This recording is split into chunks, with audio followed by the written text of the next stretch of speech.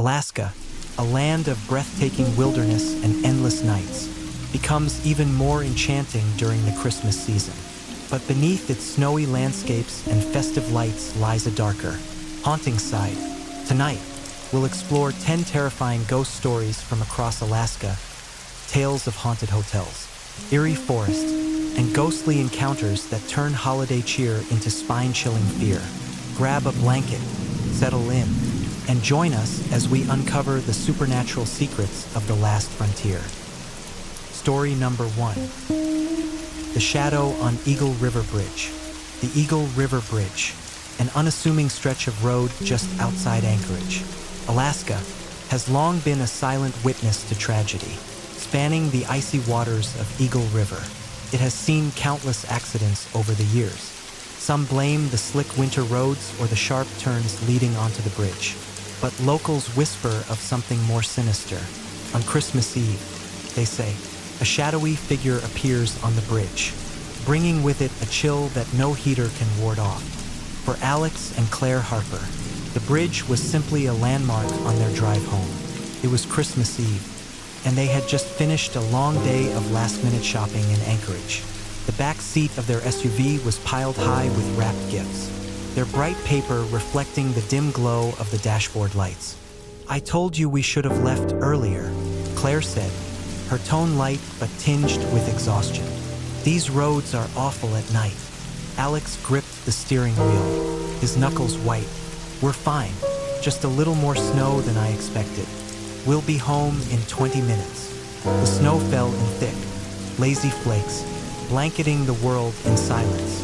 The road ahead was a dark ribbon, illuminated only by their headlights. As they approached the Eagle River Bridge, Alex slowed, the tires crunching softly on the snow-packed pavement. "Do you see that?" Claire's voice cut through the quiet. Alex squinted, his eyes narrowing. First, he thought it was a trick of the light, a shadow cast by their headlights. But as they drew closer, the figure became clearer. A person stood in the middle of the bridge, shrouded in darkness. Their form was indistinct, more like a silhouette than a solid figure. "Who the hell would be out here?" Alex muttered, easing the car to a crawl. The figure didn't move. It stood unnaturally still, his head tilted slightly, as if watching them. "Maybe they need help," Claire said, though her voice was uncertain. Alex nodded, rolling down his window. "Hey, you okay?" he called. The figure didn't respond.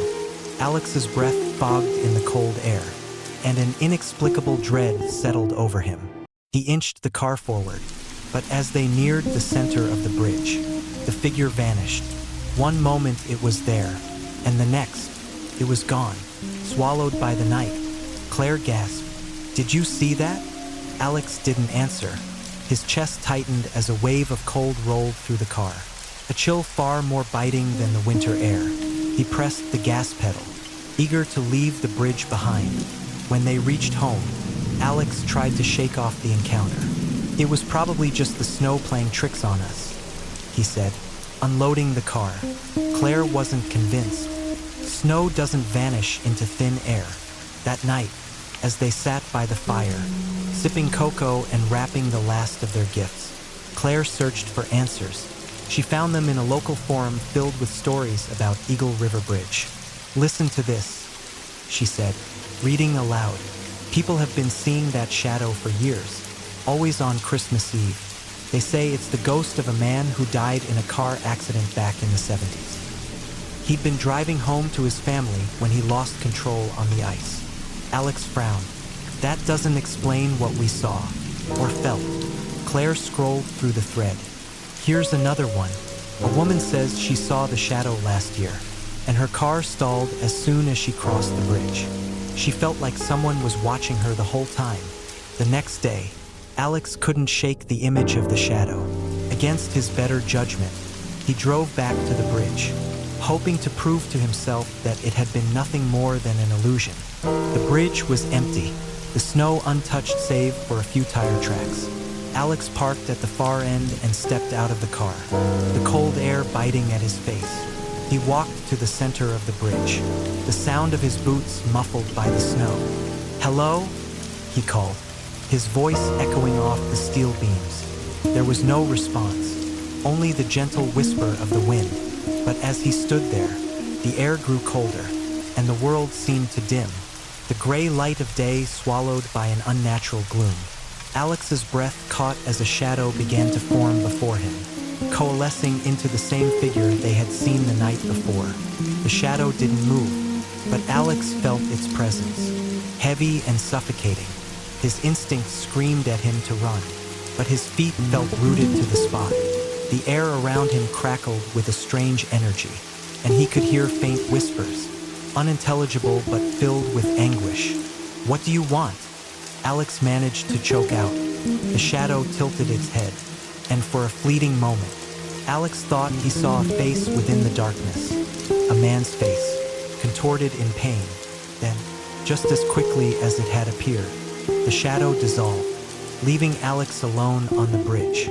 When Alex returned home, he told Claire what had happened. She listened in stunned silence, her face pale. "We're not driving over that bridge again," she said firmly. In the years that followed, Alex and Claire avoided the Eagle River Bridge on Christmas Eve. But each year, stories continued to surface.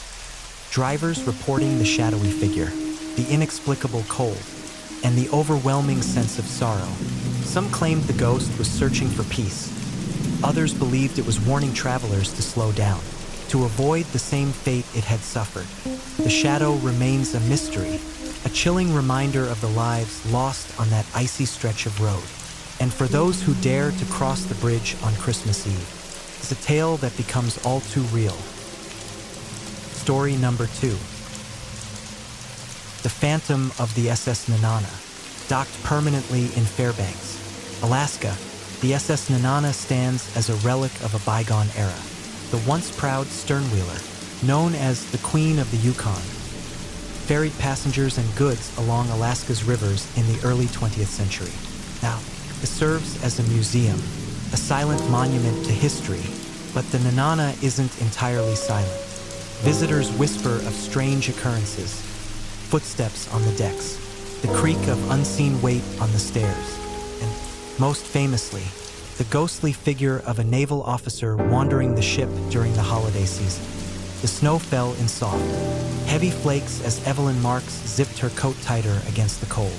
The museum was closed for the season, but as a local journalist, she'd been granted special access to write a feature on the SS Nenana for the Christmas edition of the Fairbanks Sentinel. She carried a camera, a notebook, and a thermos of coffee, her breath fogging in the dim light of early evening. "Thanks for letting me in," Evelyn said to the curator, an older man named Henry Pratt. Henry gave her a tight smile. "Don't mention it. Just don't wander too far alone. This ship, it has a way of making people uneasy." Evelyn raised an eyebrow. "You mean the ghost stories?" Henry nodded, his expression grim. "I've heard the footsteps myself, seen things, too, especially around Christmas." Evelyn tried to mask her excitement. A ghost story was the kind of angle that could make her article unforgettable. The ship's interior was colder than Evelyn had anticipated. Her boots echoed on the wooden floor as she stepped through the main hall. The air was thick with the scent of aged timber and metal. She paused to take a few photos of the captain's quarters, her camera's flash illuminating the darkened space. As she moved toward the staircase leading to the upper deck, the first sound came a faint, rhythmic creak, like footsteps on the stairs. Evelyn froze, her breath hitching. The ship was supposed to be empty. "Hello?" she called, her voice trembling slightly. The creaking stopped. Evelyn shook her head, forcing herself to breathe. "Probably just the wind," she muttered, though there wasn't enough of a breeze to explain it. She climbed the stairs cautiously, her flashlight casting long shadows on the walls. The upper deck was even colder, and the sense of isolation was palpable. Evelyn's flashlight swept across the empty chairs and tables of the dining area, their surfaces coated in a thin layer of frost. As she stepped toward the rail overlooking the lower deck, she heard it again, footsteps, this time moving across the floor behind her. She spun around, the flashlight's beam trembling in her hand. There was no one there, but as she strained her ears, she heard another sound, the faint tap of boots on wood, moving steadily toward the bow of the ship. Evelyn followed, her curiosity outweighing her fear. The footsteps stopped as she reached the ship's wheelhouse. The door was slightly ajar, and the air beyond seemed even colder. She pushed it open, her flashlight illuminating the space, and there he was. A man stood at the helm, his back to her. He wore a navy blue uniform, its brass buttons gleaming faintly in the dim light. His posture was rigid, his hands gripping the wheel. Evelyn's heart pounded as she stepped closer. "Excuse me," she said, her voice shaky. "Who are you?" The figure didn't move. Evelyn reached out, her fingers just inches from his shoulder. Then, in an instant, he vanished, leaving the wheel spinning slowly, as if touched by an unseen hand. Evelyn stumbled back, her flashlight clattering to the floor. The wheel stopped spinning, and the room fell silent once more. She didn't leave the ship. Not yet.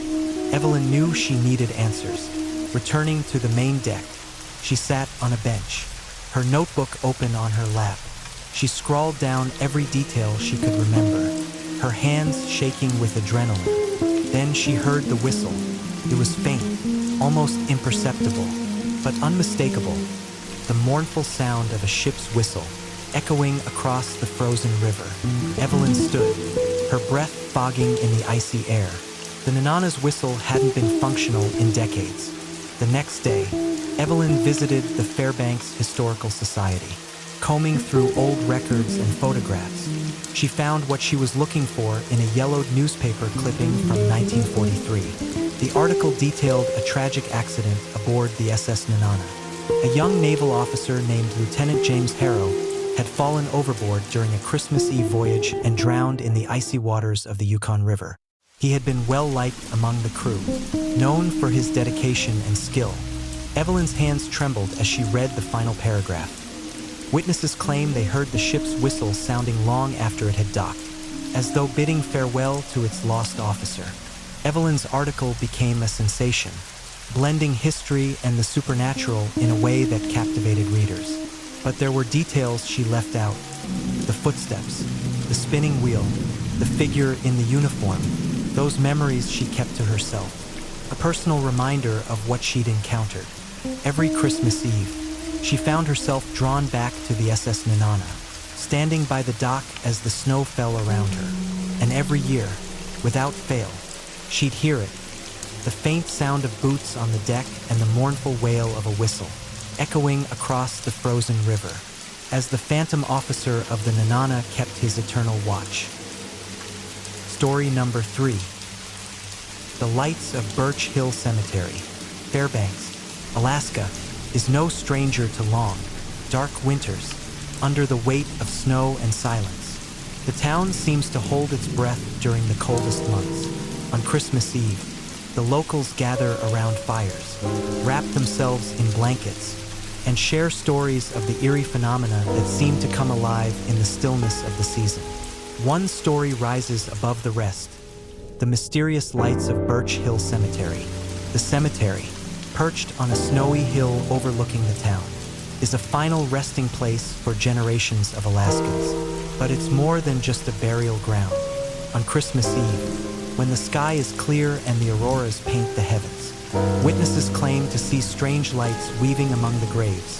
Not the ethereal green of the northern lights, but small, dancing orbs of blue and white, as though the spirits of the departed have returned. Elena Carter had never believed in ghosts. A journalist by trade, she prided herself on logic and reason. But when her editor assigned her to write a feature on the Birch Hill lights, she couldn't resist the allure of a good story. "It's just a local legend," her editor had said. "But people love that kind of thing. Go up there, take some pictures, and give it a spooky spin." So on Christmas Eve, armed with her camera and a thermos of coffee, Elena drove her aging SUV up the winding road to Birch Hill. The temperature had plummeted to below zero, and the snow crunched loudly under her boots as she stepped out of the vehicle. The cemetery stretched before her, rows of headstones barely visible in the dim light of the moon. Elena adjusted her scarf and started walking, her breath fogging in the frigid air. The silence was profound, broken only by the occasional rustle of wind through the evergreens. She snapped a few photos of the graves, the flash briefly illuminating names and dates etched in stone. "Just a story," she muttered to herself. She walked deeper into the cemetery, her boots sinking into the untouched snow. And then she saw it, a faint glow at the far end of the burial ground. First, she thought it was a trick of her eyes, a reflection from the town's distant lights. But as she moved closer, the glow became more defined, a cluster of small, blue-white orbs hovering just above the ground. Elena's heart raced. She raised her camera, adjusting the focus with trembling fingers, and snapped a photo. The lights flickered as though responding to her presence, then began to drift among the graves, weaving between the headstones with an almost playful energy. "Who's there?" Elena called, her voice barely audible over the pounding of her heart. The lights didn't answer, of course, but they didn't vanish either. Instead, they seemed to gather in one spot near an old, weathered headstone. The air around her grew colder, biting at her exposed skin. She hesitated, then stepped closer. The name on the headstone was barely legible, worn smooth by time, but she could make out a date: December 24th, 1931. Beneath it, a single word, "beloved." As she stood there, the lights began to shift. They rose higher, swirling together in a slow, deliberate motion, and then, just for a moment, they took on a shape, the faint outline of a person, arms outstretched as if reaching for something lost. Elena stumbled backward, her breath catching. The figure lingered for only a second before dissolving into the night. The lights scattered, darting between the trees and fading into the distance. Silence returned, heavier than before. Back in her SUV, Elena reviewed the photos on her camera. Most were unremarkable, but one caught her eye. It was the shot she'd taken of the lights gathering near the headstone. In the center of the image, faint but unmistakable, was the silhouette of a woman, her face turned skyward in sorrow. The drive back to town was a blur. Elena couldn't stop thinking about what she'd seen. She spent Christmas morning poring over archives, searching for any information about the name on the headstone. What she found sent a chill down her spine. The grave belonged to Anna Peterson, a young woman who had died tragically on Christmas Eve, 1931. According to newspaper reports, she had been waiting for her husband, a miner, to return home for the holidays. When he never arrived, she braved the snowstorm to search for him, but was found frozen near the cemetery the next morning. Elena's article was published the following week. It became one of the paper's most-read features, sparking renewed interest in the Birch Hill lights. But Elena left out the most personal details, the sense of sorrow that had hung in the air, the fleeting silhouette, and the name etched into the headstone. She never returned to the cemetery, but every Christmas Eve, as the northern lights danced across the sky, she thought of Anna Peterson and the mysterious lights that still wandered among the graves, searching for what had been lost. Story number 4. The laughter in Nome's abandoned school. Nome, Alaska, sits on the edge of the world, where icy winds sweep through desolate streets and winter nights stretch endlessly. Among the town's scattered remnants of history lies an abandoned school, a hulking, decrepit structure that looms over the snowy landscape. Once filled with the laughter and chatter of children, it's now silent, its windows shattered and hallways choked with dust. Yet, every Christmas Eve, locals swear they hear echoes of the past, the high-pitched laughter of children and the soft patter of tiny feet racing through the halls. For Carrie Lawson, the story of the abandoned school was irresistible. A freelance writer specializing in paranormal tales, she had traveled to Nome with a singular purpose: to spend Christmas Eve in the infamous school and document what she experienced. "You're braver than most," the bartender at the town's only pub had said when she mentioned her plan. Or stupider. Another patron added, raising his glass in a mock toast. Carrie smiled politely but said nothing. She'd heard the warnings before. Don't go alone. Don't stay too long. And whatever you do, don't follow the laughter. But she had made up her mind. The school was a hulking presence in the dim light of Christmas Eve. Snowdrifts piled against its crumbling brick facade, and the metal lettering above the entrance, once proclaiming the school's name, was long gone. Carrie's boots crunched loudly as she approached, her breath clouding in the frigid air. She pushed open the heavy wooden door, its hinges protesting with a loud creak. Inside, the temperature seemed even colder. Her flashlight beam swept across the entryway, revealing broken desks, faded murals, and peeling paint. The air smelled of mildew and something faintly sweet, like old chalk dust. Here we go, Carrie muttered, setting her backpack down in what had once been the main office. She pulled out her voice recorder and notebook, then began her exploration. The first hour was uneventful. Carrie wandered through empty classrooms, her flashlight illuminating long-abandoned textbooks and overturned chairs. The silence was oppressive, broken only by the occasional groan of the building settling under the weight of snow. But as the clock neared midnight, the atmosphere shifted, the air grew heavier, and the silence seemed to hum with anticipation. Carrie paused in a second-floor hallway, her ears straining. Then she heard it, faint, high-pitched laughter, came from somewhere ahead, echoing off the walls. Carrie froze, her heart pounding. The sound was unmistakable, the giggle of a child, light and carefree. "Hello?" she called, her voice trembling. The laughter stopped. Carrie took a deep breath and moved forward, her flashlight cutting through the darkness. The hallway stretched before her, lined with classroom doors, most of them ajar.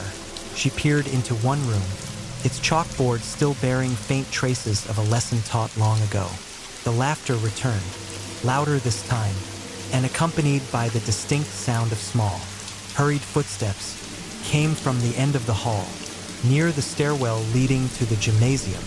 Carrie hesitated. Every instinct screamed at her to turn back, to leave the building and never return.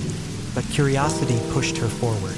She reached the stairwell and descended slowly, each step creaking under her weight. The gymnasium was vast and eerily intact. The basketball hoops still hung, their nets frayed but present. Bleachers lined one wall, and scattered across the floor were remnants of gym equipment. A deflated ball, a jump rope, a lone sneaker, and in the center of the gym stood a group of shadows. Carrie's breath caught, her flashlight beam wavered, and for a moment, she thought her eyes were playing tricks on her. But the shadows didn't move like natural ones.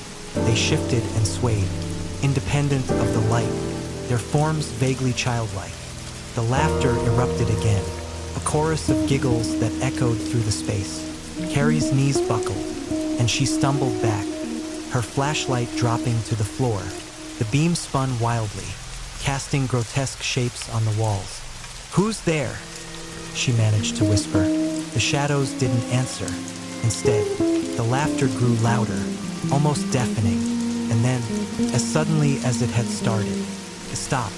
The gymnasium fell silent, the air heavy with an unnatural stillness. Carrie scrambled to retrieve her flashlight and backed toward the stairwell, her heart hammering in her chest.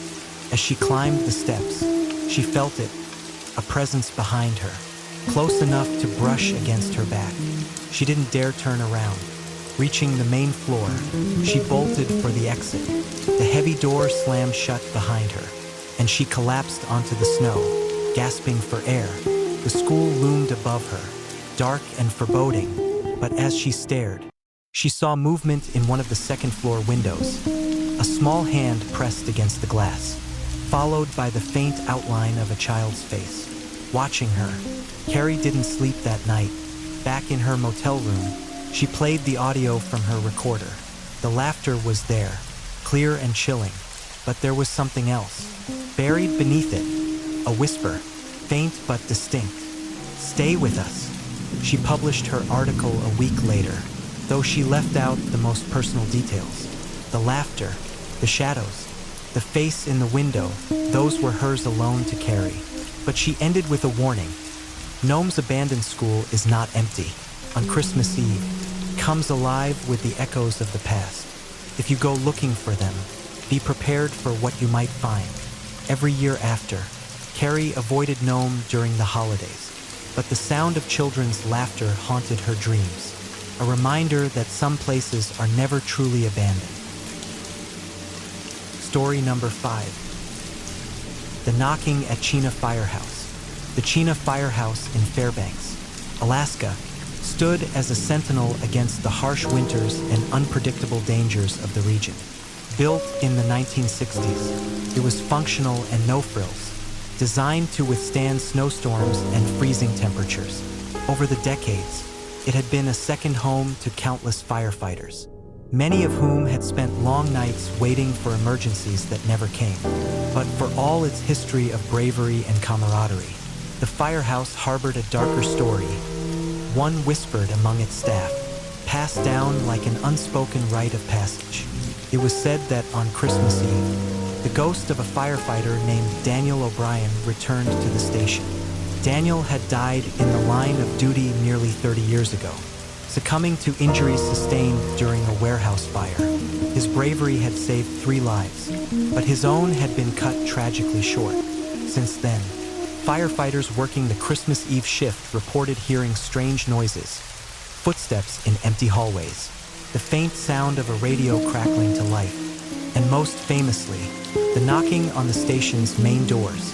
This Christmas Eve, Mike Reynolds was on duty for the first time, a rookie, barely 6 months into the job.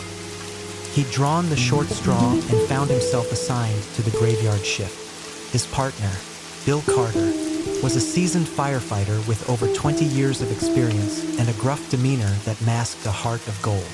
"So, kid," Bill said, leaning back in his chair, a steaming cup of coffee in hand. "You know the story, right?"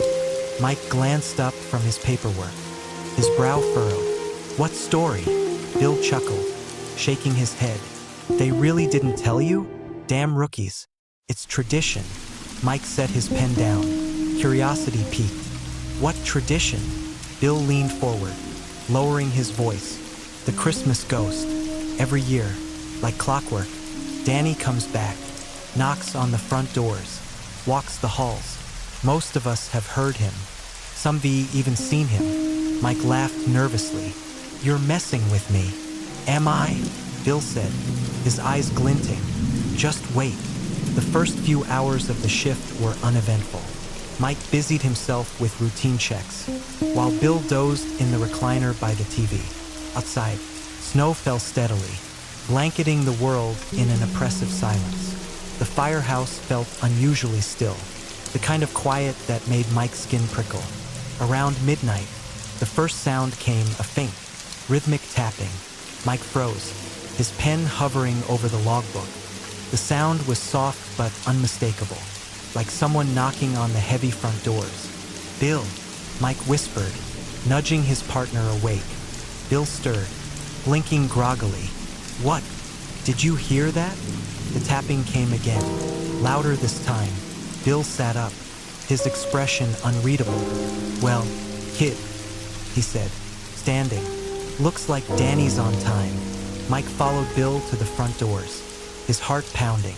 The snow outside reflected the light from the firehouse, creating an ethereal glow. The doors were heavy and reinforced, designed to withstand the worst of Alaska's winters. Bill pulled one open, the cold air rushing in. There was no one there. The snow on the steps was pristine, undisturbed by footprints. Bill closed the door with a shrug. "Told you," he said. Mike's laugh came out shaky. "Maybe it was the wind." Bill didn't reply, his face thoughtful. The knocking stopped, but the unease lingered. Mike returned to his desk, though he found it impossible to concentrate. The firehouse seemed alive with sounds. Faint creaks, distant footsteps, and the occasional pop from the old radiators. Every shadow seemed to stretch unnaturally, every corner darker than it should have been. Around 2 a.m., the footsteps started. Slow and deliberate, they echoed through the empty halls. Mike stood, his pulse racing, and looked toward Bill, who was already on his feet, flashlight in hand. "Stay here," Bill said. "Like hell I will," Mike shot back, grabbing his own flashlight. They moved together, the beams of their lights slicing through the darkness. The footsteps grew louder as they approached the dormitory wing. The air grew colder, and Mike's breath fogged in front of him. They reached the end of the hall, where the footsteps abruptly stopped. Bill opened the door to the last room. It had been Danny's bunk room all those years ago, left largely untouched out of respect. The room was empty, save for the neatly made bed and a framed photo of Danny on the nightstand. Mike stepped inside, his flashlight sweeping over the walls. Then he saw it, a faint handprint on the frosted window, as though someone had pressed their palm against the glass from the inside. "Bill," Mike whispered, his voice tight. Bill followed Mike's gaze, his expression grim. "That's new," he said. They returned to the main room, the tension between them heavy. Bill poured another cup of coffee, his hands steady despite the unease in his eyes. "This isn't the first time," he admitted. "Danny's been knocking for years. I've heard him, seen the footprints, felt the cold, but he never hurts anyone. Just lets us know he's here." "Why doesn't he move on?" Mike asked, his voice quiet. Bill shrugged. "Maybe he's still watching over us, or maybe he's stuck, reliving that night. Either way, he's one of us." The rest of the shift passed without incident, though Mike couldn't shake the feeling of being watched. When the morning crew arrived, he left the firehouse with a newfound respect for the stories he'd once dismissed. Over the years, Mike would hear Danny's knocking many more times, and every Christmas Eve, as the snow fell and the firehouse grew quiet, he'd remember the words Bill had spoken that first night. "He's one of us." Story number 6. The Ghost in the Alaska Theater.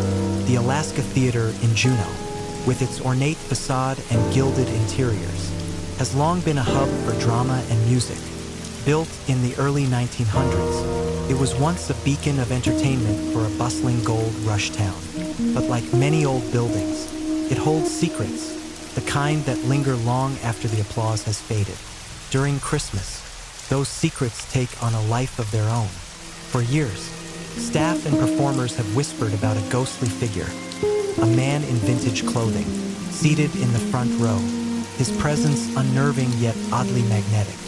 He'd vanish as soon as anyone approached, leaving behind only the faint scent of cigar smoke and an inexplicable chill. It was Christmas Eve, and the theater hummed with energy. The cast of A Christmas Carol bustled backstage, their costumes a flurry of Victorian finery. Sarah Hayes, the stage manager, checked her clipboard for the 100th time, ensuring everything was running smoothly. The sold-out show was the highlight of the season, and she couldn't afford any hiccups. "Everyone ready?" she called, her voice cutting through the din. Actors nodded, some adjusting their top hats or bonnets. The opening act was minutes away, and the audience's murmurs filtered through the heavy velvet curtain. "Let's make it perfect, people," Sarah said, clapping her hands. The performance began without a hitch. The cast delivered their lines with precision. The audience laughed and gasped in all the right places, and Sarah felt her tension ease. She stood in the wings, headset on, whispering cues to the lighting and sound teams. But as the second act unfolded, a stagehand hurried over, his face pale. "Sarah, you need to see this." "What is it?" she asked, her heart skipping a beat. "Just come to the balcony." Reluctantly, she followed him up the narrow stairs to the small balcony that overlooked the stage and audience. The view was stunning, the packed house enraptured by the performance. But her attention was immediately drawn to the front row. There, in the center seat, sat a man. He wore a dark suit with tails, a bowler hat perched on his lap. His posture was rigid, his gaze fixed intently on the stage. Even from a distance, something about him felt off. "Do you recognize him?" the stagehand whispered. Sarah shook her head. "No, maybe a latecomer?" The stagehand's expression darkened. "That seat was empty 5 minutes ago." Sarah decided to investigate. During intermission, she made her way to the auditorium. The man was still there, unmoving. As the house lights came up, she approached cautiously, weaving through the exiting crowd. The scent of cigar smoke grew stronger as she neared. "Excuse me, sir," she said, her voice steady despite the unease curling in her stomach. The man didn't respond. She reached out, her hand trembling, but as soon as her fingers brushed the seat, he vanished. One moment he was there, and the next, the chair was empty, as if he had never existed. All that remained was the faint scent of smoke and a chill that seemed to seep into her bones. The rest of the show passed in a blur. Sarah couldn't shake the image of the man in the front row. After the final curtain call, she stayed behind, her curiosity outweighing her fear. The theater empty, leaving only the echoes of applause and the faint creaks of the aging building. She wandered through the rows of seats, her footsteps muffled by the plush carpet. The front row was exactly as it should have been, no signs of disturbance, no hint of the man she'd seen. But as she turned to leave, the air grew heavy, and the stage lights flickered. "Sarah," the voice was soft, almost a whisper, but unmistakable. She spun around, her heart pounding. "Who's there?" she demanded, her voice echoing in the empty theater. A shadow moved across the stage, fleeting but deliberate. Sarah climbed onto the stage, her flashlight cutting through the darkness. The scent of cigar smoke enveloped her, stronger now, almost suffocating. "What do you want?" she called, her voice trembling. For a moment, silence. Then, from the wings, the faint sound of footsteps. They grew louder, closer, until they stopped just behind her. She turned, her flashlight revealing only emptiness. The next morning, Sarah combed through the theater's archives, desperate for answers. In a dusty filing cabinet, she found a photograph from 1923. It showed the cast and crew of a long-forgotten production, gathered on the theater steps. Her breath caught as she spotted him, the man in the suit and bowler hat, standing stiffly at the edge of the group. His name was William Graves, and according to the accompanying article, he'd been a patron of the arts, a wealthy benefactor who had died of a heart attack during a Christmas performance.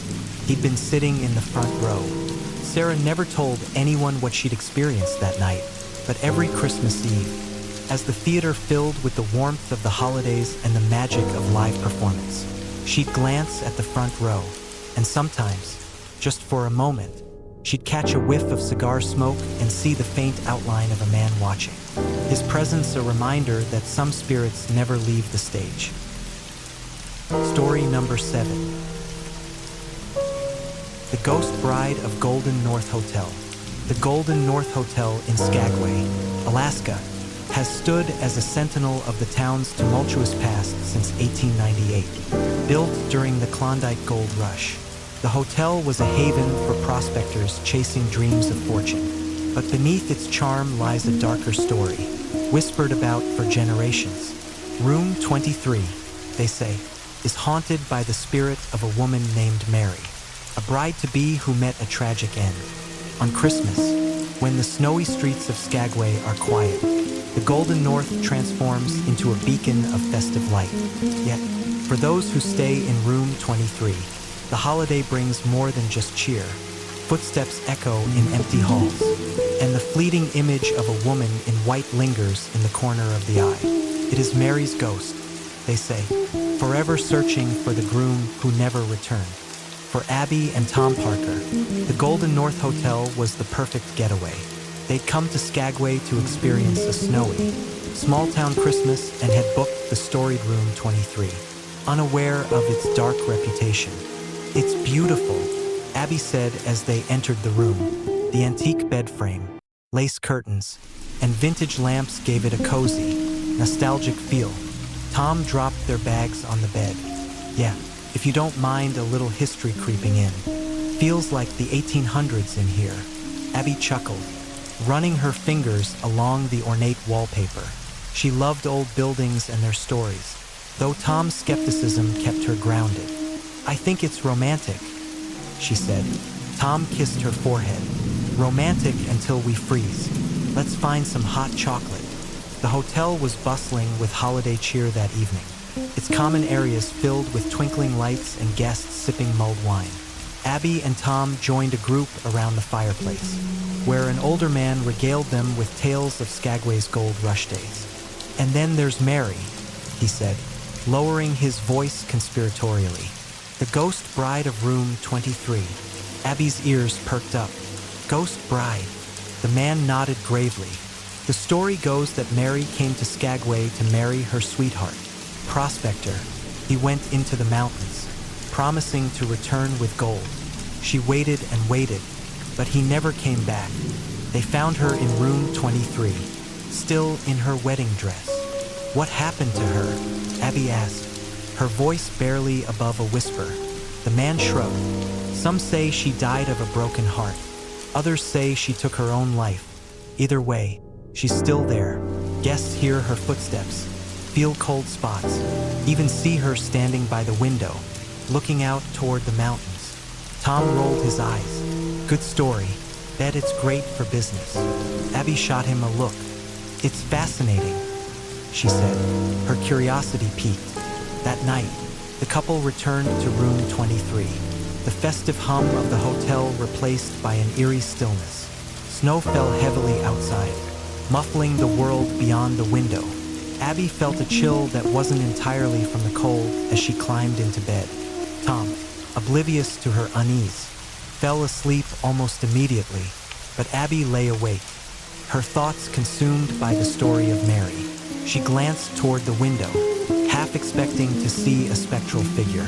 Instead, she saw only the reflection of the room in the glass. The first sound came just after midnight, a soft, deliberate creak of the floorboards near the door. Abby's breath hitched.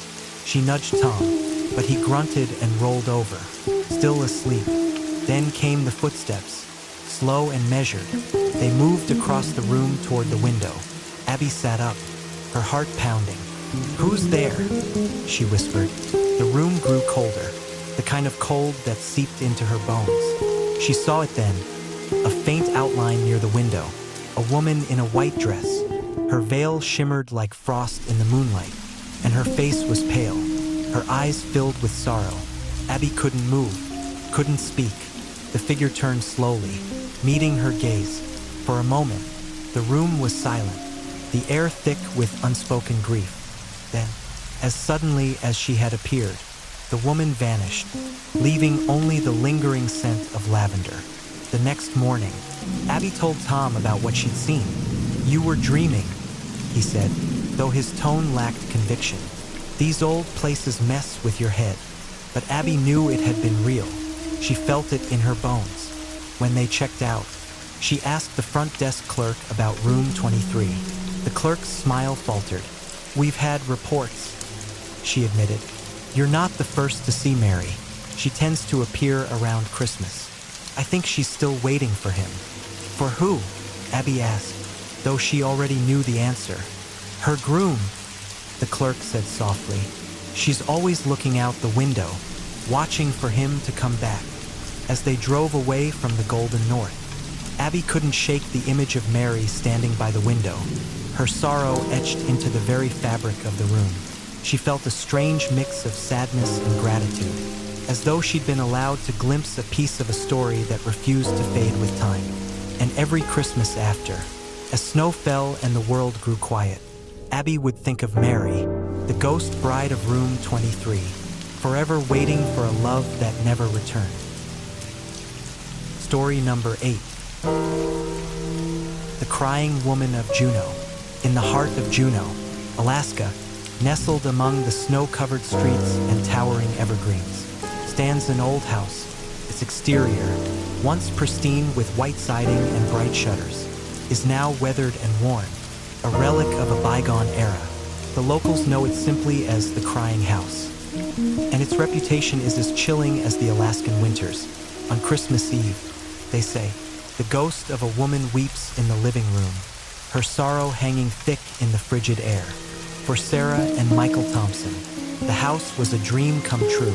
They'd moved to Juneau from Seattle, looking for a quieter life. The price was suspiciously low, but the agent had waved it off. "It's just local superstition," she said with a nervous laugh. "Nothing to worry about." Sarah had fallen in love with the house instantly.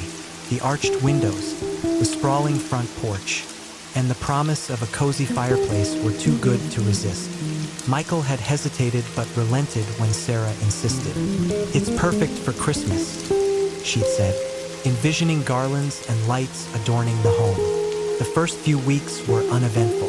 They spent their days unpacking, exploring the town, and preparing for their first holiday in the new house. But as December wore on, Sarah began to notice peculiarities. The house was draftier than she'd expected, even with the heating cranked up. Shadows seemed to stretch unnaturally in the corners of the living room, and the air often carried a faint, metallic scent. Old houses always creak, Michael said when Sarah mentioned the strange noises at night. "It's probably just settling."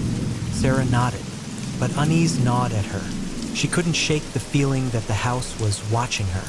On Christmas Eve, the Thompsons invited a few neighbors over for a small celebration.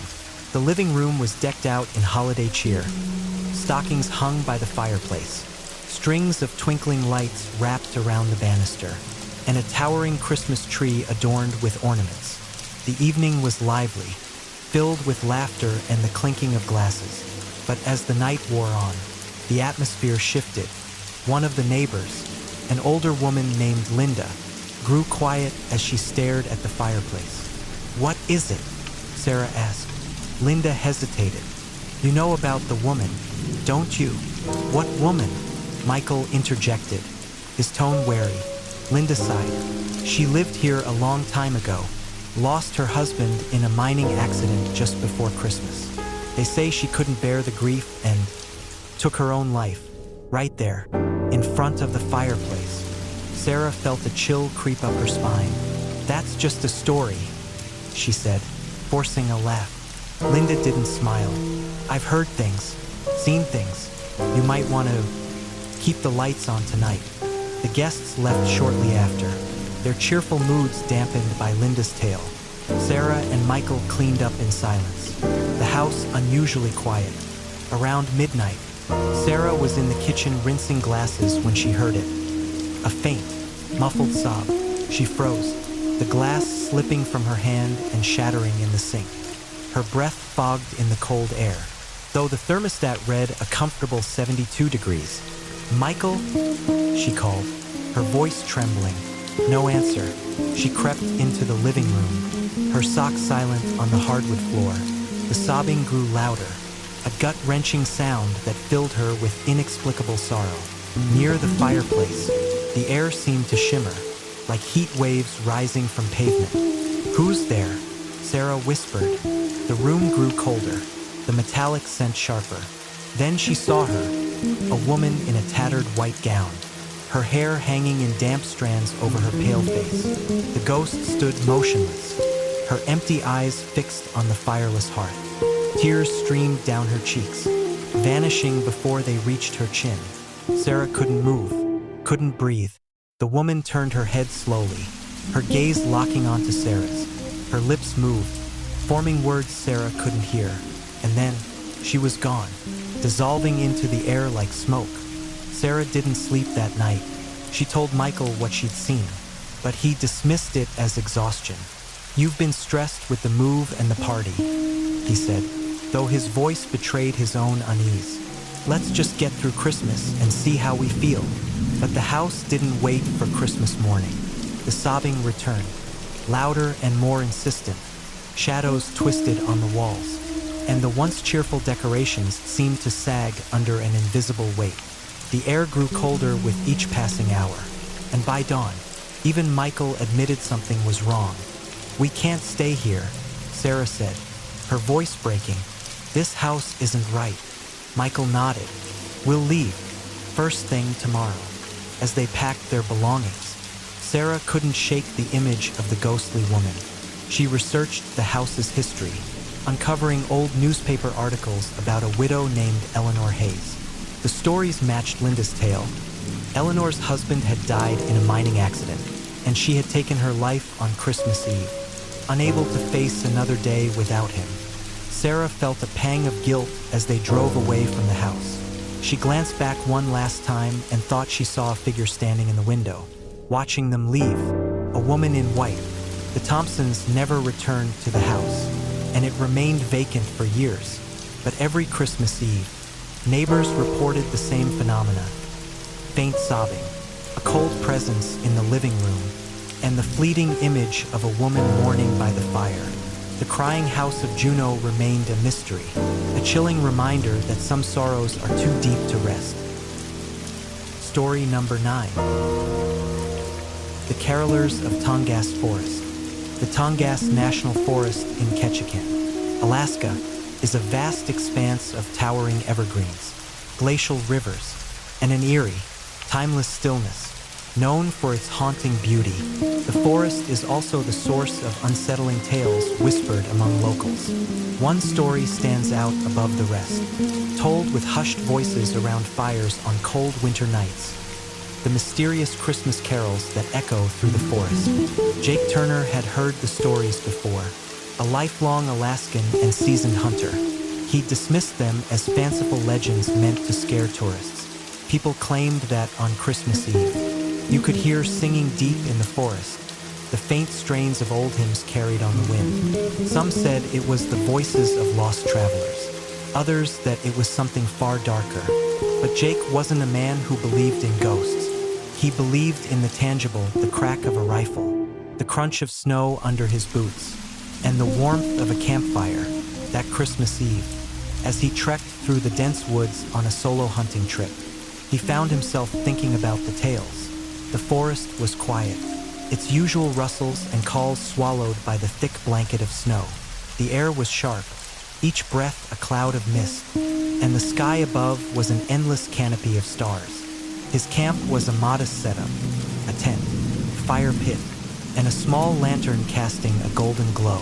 Jake had finished his dinner and was nursing a flask of bourbon when he heard it. Faint at first, barely distinguishable from the whisper of the wind, came a melody: "Silent Night, Holy Night." He froze, the flask halfway to his lips. The singing was faint but unmistakable, the harmonies so perfect they sent a chill down his spine. He scanned the forest, his lantern casting flickering shadows among the trees. "Hello?" he called, his voice echoing. "Who's out there?" The singing continued, unbroken and unwavering. It seemed to come from everywhere and nowhere, the voices blending seamlessly into the stillness of the forest. Jake grabbed his rifle and flashlight, his heart pounding. He wasn't afraid, not exactly, but the sound was too strange to ignore. He followed the melody, crunching through the snow as the forest grew darker around him. The trees seemed to close in, their gnarled branches twisting into skeletal shapes. The singing grew louder as he approached a small clearing. Moonlight bathed the snow in a silvery glow, and in the center of the clearing stood a circle of figures. Jake stopped dead in his tracks, his breath catching in his throat. They were dressed in old-fashioned clothing, long coats, bonnets, and scarves. Their faces were pale and expressionless, their eyes closed as they sang. The sound was beautiful but otherworldly, each note resonating with an unnatural clarity. "Hey!" Jake called, his voice cracking. "What are you doing out here?" The figures didn't react. They continued their song, their voices rising and falling in perfect harmony. Jake's flashlight flickered, the beam struggling to pierce the cold air. He stepped closer, his boots sinking into the snow. But as he reached the edge of the clearing, the figures vanished. Jake stood there, his rifle trembling in his hands. The singing had stopped, leaving an oppressive silence in its wake. He turned in a slow circle, his flashlight darting among the trees. There was no sign of footprints, No broken branches, nothing to suggest anyone had been there.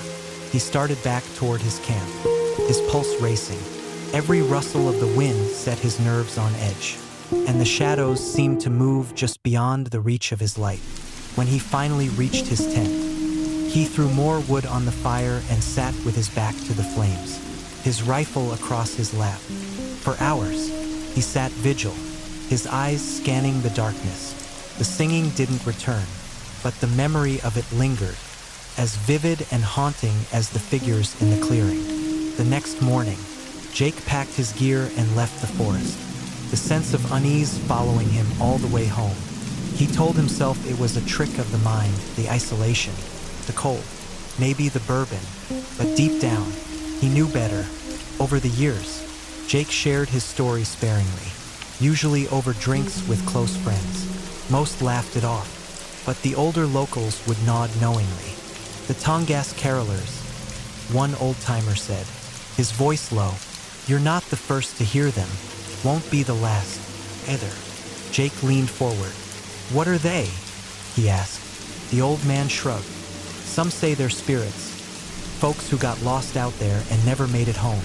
Others think it's the forest itself, singing for its dead." Jake didn't respond. He simply raised his glass and drank. The memory of that Christmas Eve forever etched in his mind. Years later, when Jake was an old man himself, he returned to the Tongass one last time. It was Christmas Eve, and the forest was as quiet and beautiful as he remembered. He sat by his fire, the flask of bourbon heavy in his hand, and waited, and when the singing began, he closed his eyes and listened, a faint smile on his lips as the voices of the carolers carried him into the night. Story number 10. The bells of St. Nicholas Church. Nestled in the heart of Sitka, Alaska, St. Nicholas Church stands as a testament to time. Built in the mid-19th century, its onion-shaped dome and weathered wooden facade evoke the rich cultural tapestry of Russian and Alaskan history. The church is a place of peace and reflection, at least by day. By night, especially on Christmas Eve, it becomes something else entirely. Every year, without fail, as the town settles into the quiet of the holiday, the church's bells ring out. The sound is clear and resonant, carrying over the snow-covered streets. Yet, no one stands in the bell tower. The ropes hang still, untouched. Locals speak of the phenomenon in hushed tones, attributing it to the spirits of those long departed, souls drawn back to the church by something stronger than death. For Emma Hughes, the bells were a curiosity, a journalist for a regional magazine. She had come to Sitka to write a piece about the town's unique holiday traditions. The bells of St. Nicholas Church, with their eerie reputation, were the perfect centerpiece for her story. They say it started decades ago. Father Andre told her as they stood in the nave of the church. His voice was soft, reverent, as though speaking too loudly might wake something. No one knows why. The bells, they just ring. Emma tilted her head, studying him. "You've heard them yourself?" He nodded, his face pale. "Many times, always on Christmas Eve, but I've never gone to the tower to look. Some things are better left unanswered." That evening, as snow fell gently over the town, Emma set up her equipment near the church. She brought a camera, a voice recorder, and a thermos of coffee. The streets were quiet, the townsfolk tucked away in their homes, celebrating with family. The church loomed against the night sky, its dome glinting faintly under the moonlight. At midnight, the first bell rang. Emma jolted, spilling her coffee.